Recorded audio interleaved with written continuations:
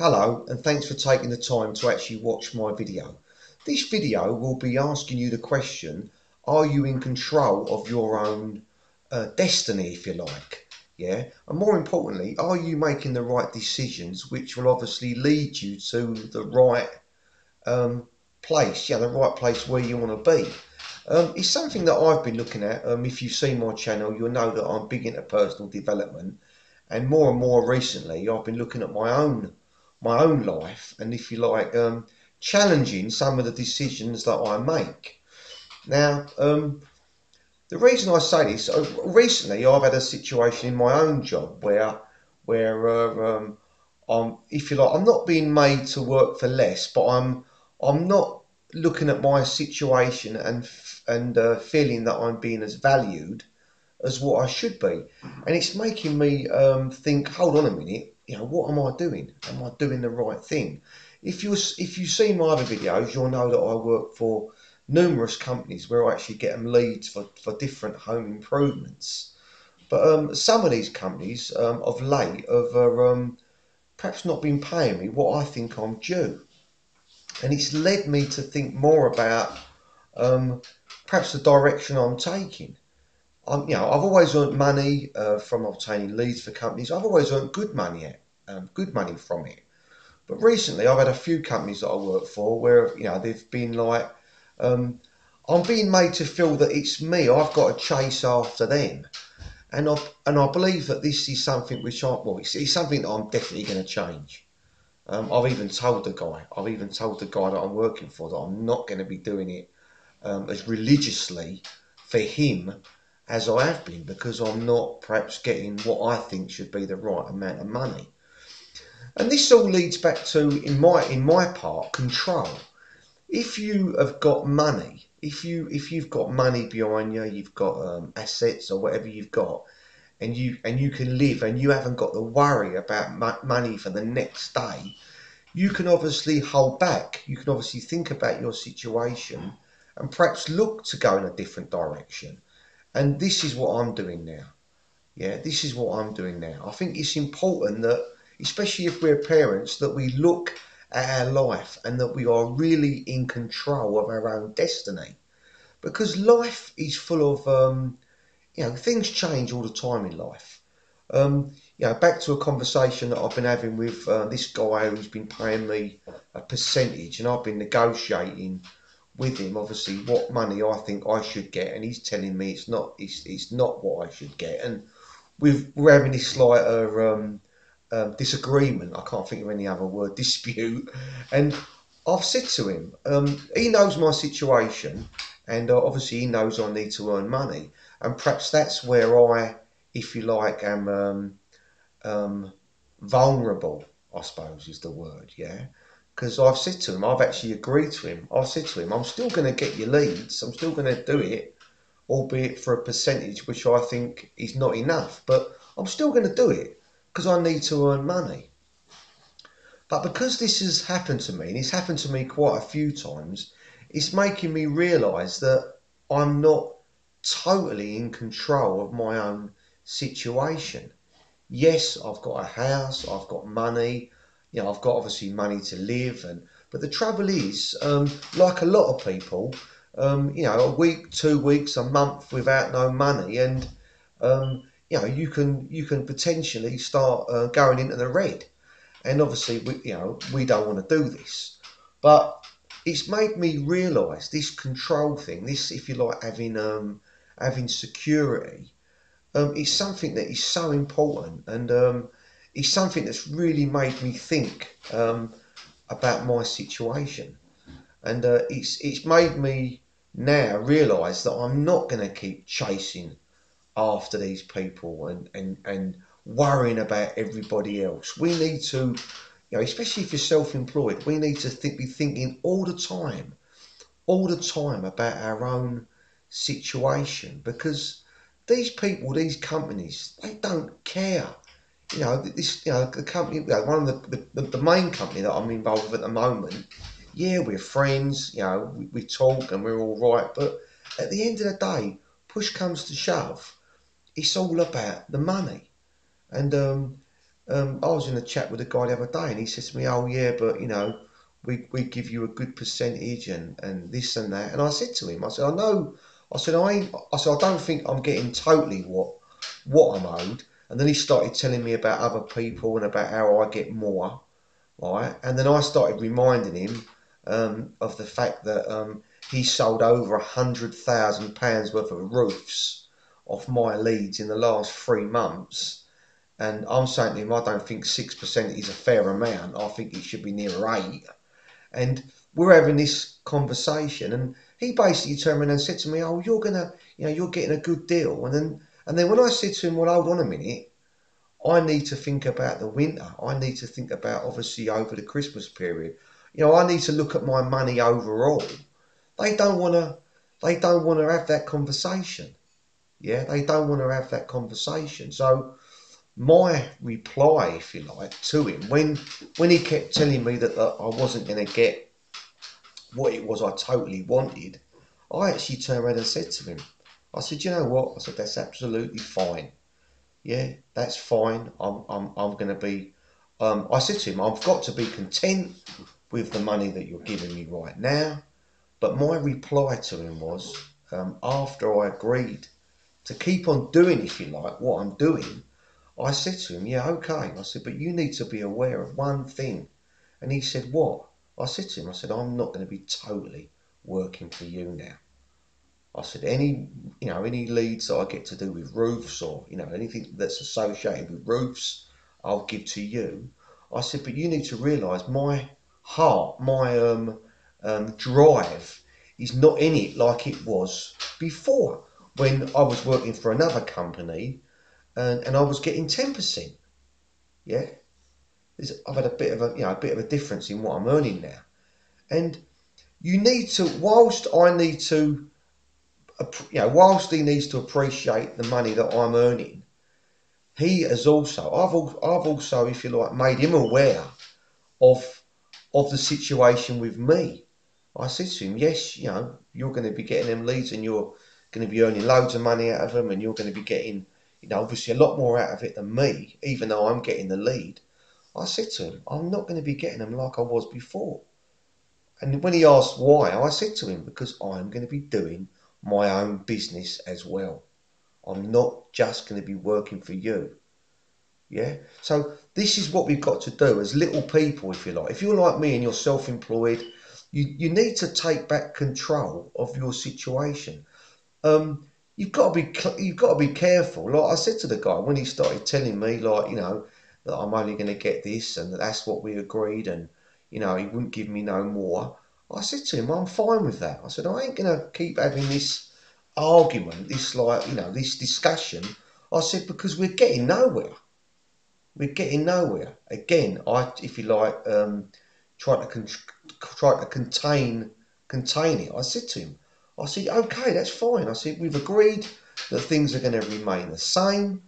I said, "But as long as you know, I'm not going to be chasing around like I was before. My head is not going to be totally towards your company. I'm going to be getting leads for other companies. I'm going to be getting leads for block pavers. I'm going to be getting leads for plumbers, for plasterers. I ain't just going to be reliant upon your company." And more importantly, if a company comes along and they offer to give me 10, 8, 10, whatever percent, and I start earning more money, my attention will go towards them. You've got to take back control. You've got to take back control of of your life. Because, this company, I ain't mention no names, but he was telling me about all what I've got to do and about what I should accept because somebody else, because that's the, if you like, the industry rate, and I'm lucky that I'm getting what I'm getting. I said to him, "That's only your opinion." I said, "It's your opinion." He said, "Well, I'm right." And I went to him, "What do you want me to say?" I said, "It's your opinion, right? It's not my opinion." And I said to him, "Why are we even still talking about it? I'm going to work for you for 6%. I used to get 10 when I was with another company. For whatever reason, you only want to pay me 6." And I said to him, "I'm absolutely fine with that. But guess what? I ain't going to be doing my brain in um, going to places where he wants me to go and doing all what he wants me to do, because I am an independent canvasser. And I said to him, I'm not employed by you directly. You hold no what's the word? I can't think of the word. No like allegiance to me whatsoever. I'm not going to go and get a massive get a good Christmas bonus because I've worked for your company. I'm not going to get this. I'm not going to get that. I said to him, I've got to get what as much as I can get for me, so I'm in control.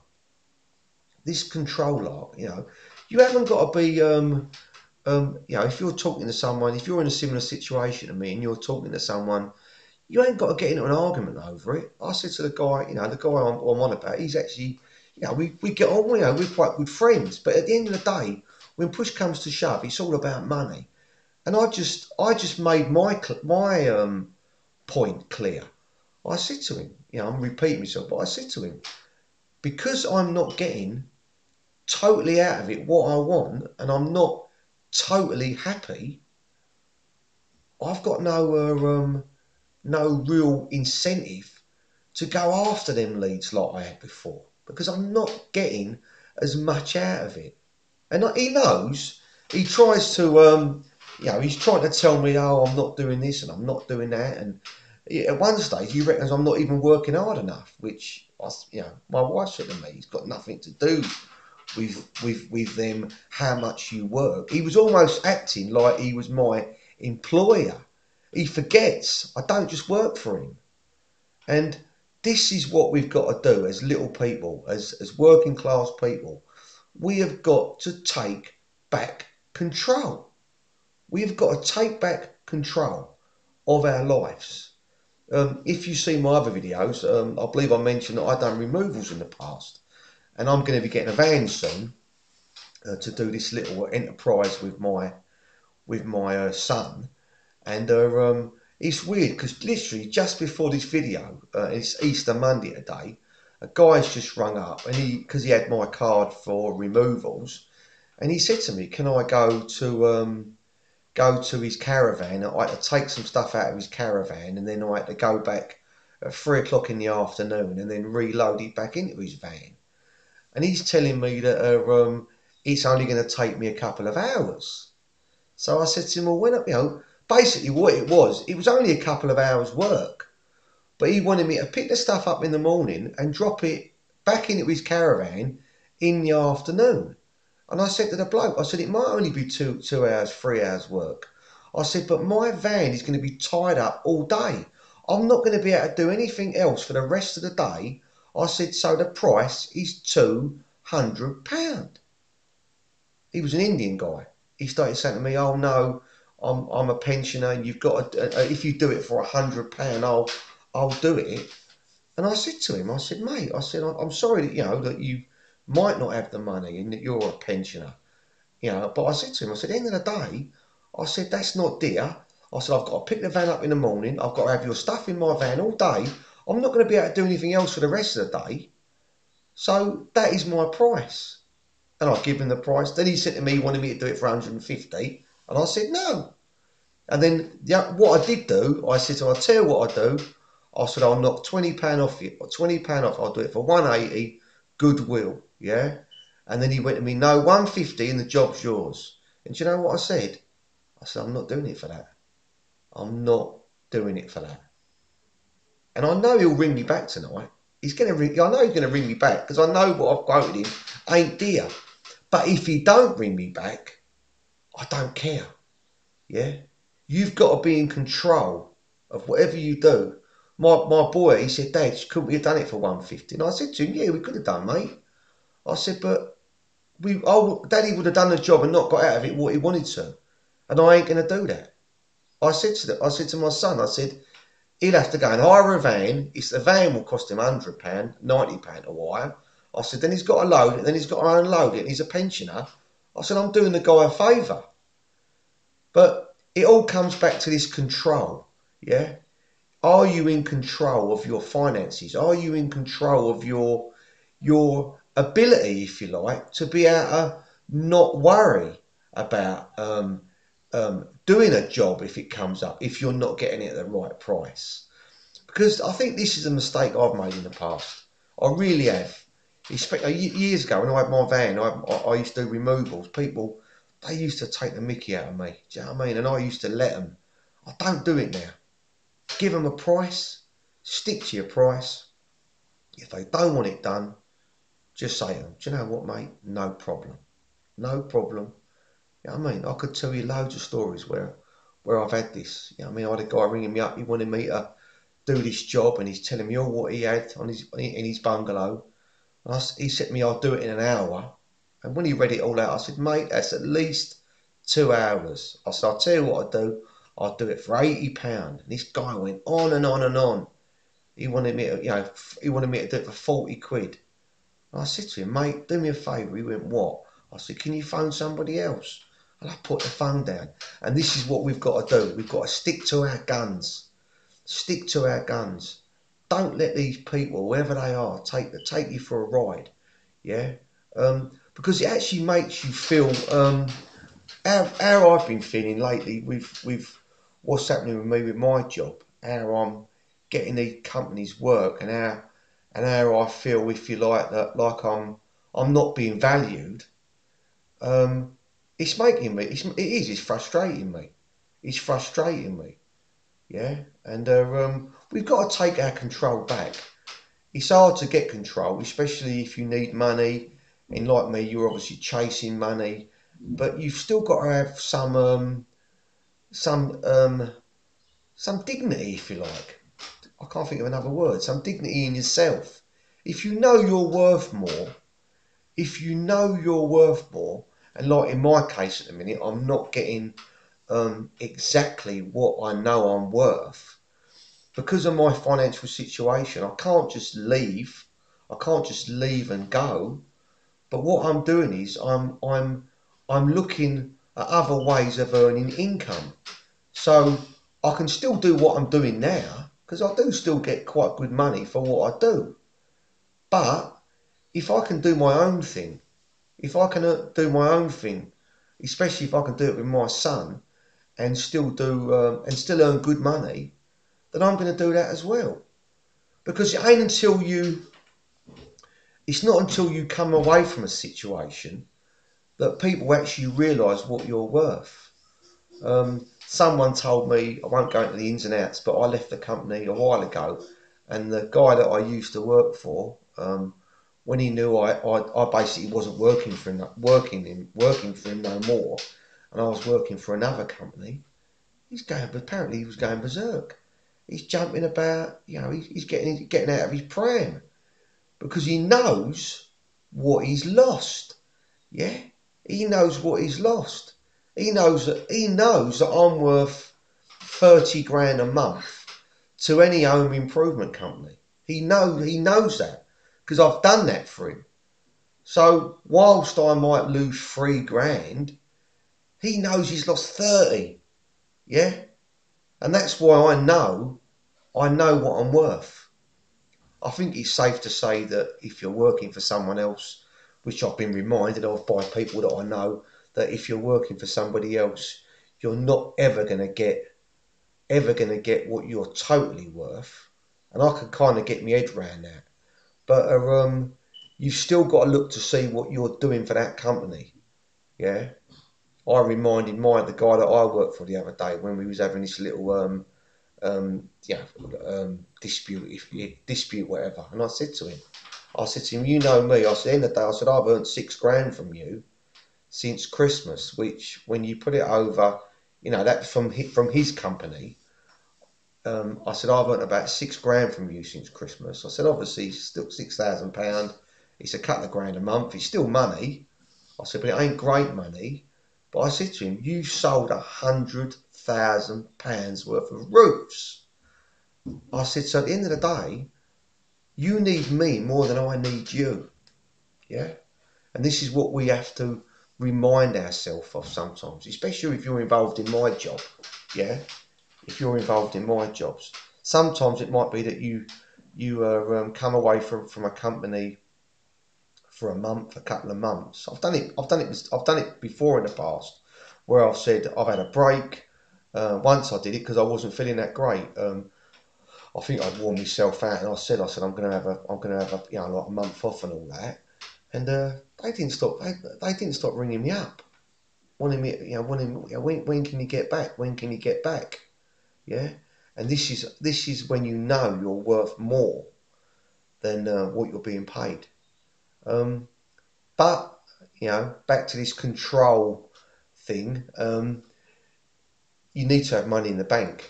If you've got money in the bank, then you can then stick to your guns. But if you're like me at the moment, I've got some money. I've got money. I ain't going to go hungry.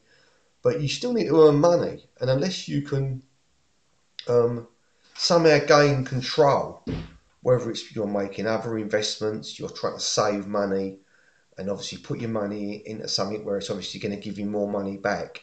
I think unless we can do that as working class people, we're always going to be involved in this trap, this exchanging your time for money trap. Because I've recently done a video on this, all about exchanging your time for money. The rich don't do this. Yeah, the rich don't do this. It's something that the working class, the poor, the uneducated, really, which is crazy because I don't consider myself to be uneducated. But it's something that we should have had instilled in us when we was at school. It's something they don't teach you at school. The importance of um, remaining in control of your life.